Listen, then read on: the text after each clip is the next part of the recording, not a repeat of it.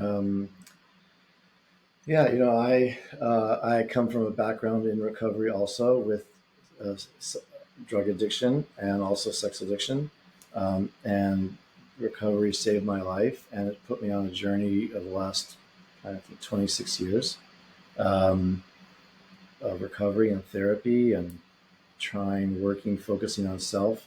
And with all of that work, I reached a place where I still felt stuck in a lot of ways. At the end, it was manifesting. Like I literally felt I had something in my chest and throat, and I couldn't. I would watch a sad movie. I couldn't. Thought that would dislodge it. I thought processing things in therapy would dislodge it. Nothing could dislodge it.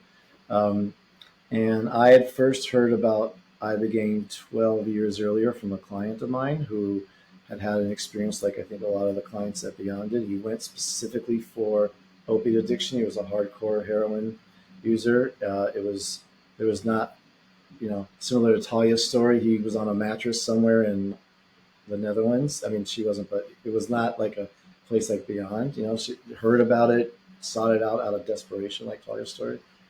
And he shared it with me, and it changed his life. At that point when I knew him, I think he was already like 10 plus years clean because of Ibogaine.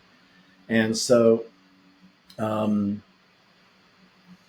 he told me all about it. I was like, this is what? Come on. This is 15 years ago. It blew my mind. And I didn't think he was being dishonest. I believed him, but I just really, and it just kind of, psychedelics in general, as we know, have really grown and emerged in consciousness in the world, and even in the therapy world. And I was just at a conference this past weekend, and the keynotes about sex addiction, and the keynote speaker was about using psychedelics in therapy. And the person who introduced her said, "We're having this person as our keynote speaker because this is the most requested topic by all the therapists right now." Wow. So like that just spoke to me about the emergence, huge, and there were people there because I was watching the chats and mentioning Beyond also in the chats, but there were people who were already certified, uh, with psychedelic assisted therapy. And there were people who were like, what's the difference between ayahuasca and mushroom? Like and what happens when you do it? And what is the word microdosing? Like there was such a range of questions and experiences, and it really was amazing to me. But I felt, stuck. I hit an emotional bottom, and just probably about a year ago, I felt like I'm working hard in recovery and feeling stuck. I'm working hard in therapy and feeling stuck, not feeling the way I want to feel, despite providing for other people all the time. Hope. And um, a number of messages just came to me about Ibogaine. It was like weird.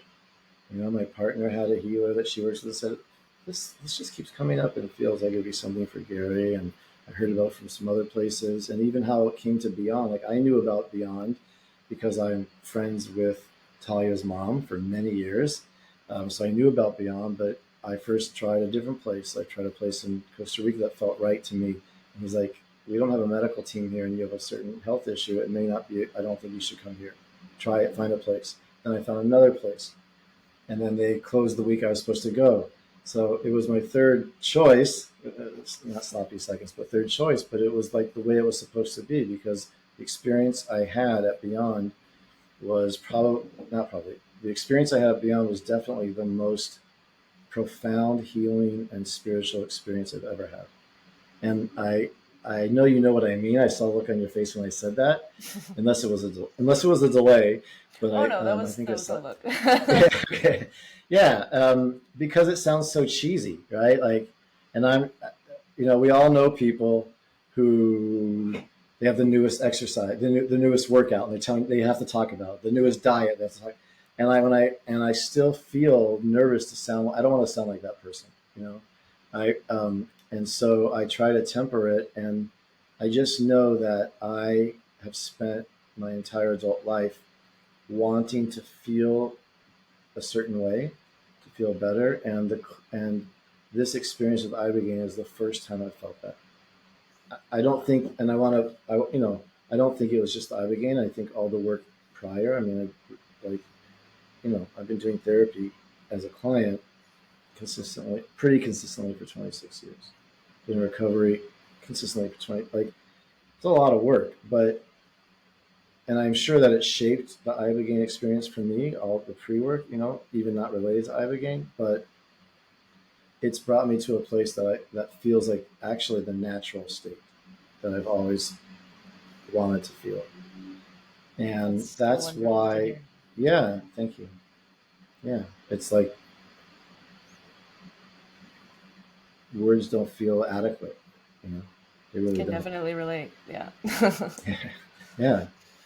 Um, and it also feels good to know that that can still happen even after the Nora Ibogaine, the leftovers of the Ibogaine in your system exit.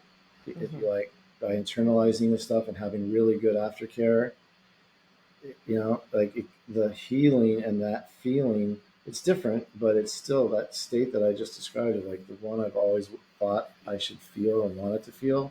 That's still here later after there's any Ibogaine in my system.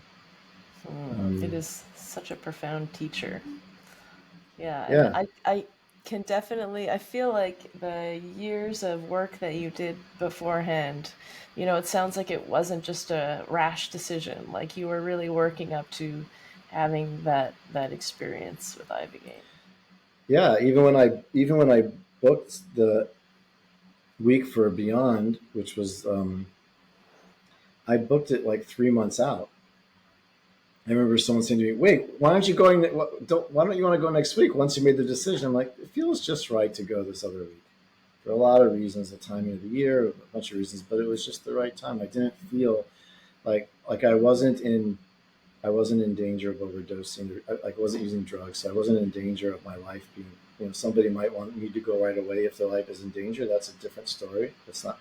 I wasn't in danger, but it just felt it gave me the time to get ready for it, and I just surrendered to the process. And that also, was something that I learned in my life, or keep still learn in my life. But that was something I learned in recovery about surrender, and so it was easy to learn that for this too. Like they kept saying, don't have expectations, let go of the expectations. And you know we all go to something like it's like, don't I heard Italy's wonderful.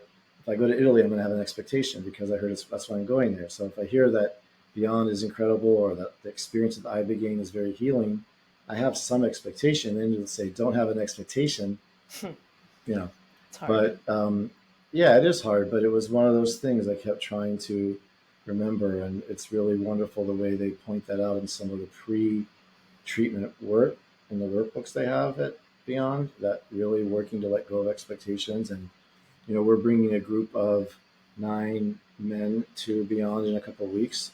Well, actually, I don't know if this is going to be out before or after that, but we're planning on bringing a group of 9 men to Beyond. And that's one of the things I really want to convey to them when I meet with them beforehand, is like, let's work on letting go of the expectations, because the expectations limit the experience. I actually heard that on your podcast from one of the last recent episodes. We interviewed the couple. I forgot. I'm sorry, I forgot their name, but the couple who have a program in Costa Rica, and they both Anthony and talked Amber. about that. Yeah. Anthony and Amber, right? So they beautifully talked about how when you have an expectation, you limit the ability to what can happen, because you're only focused on that, as opposed to a much bigger experience could happen. So it's really something I want to convey to our participants and anyone listening. If you're considering doing this, um, is like I think it actually requires work to let go of expectations.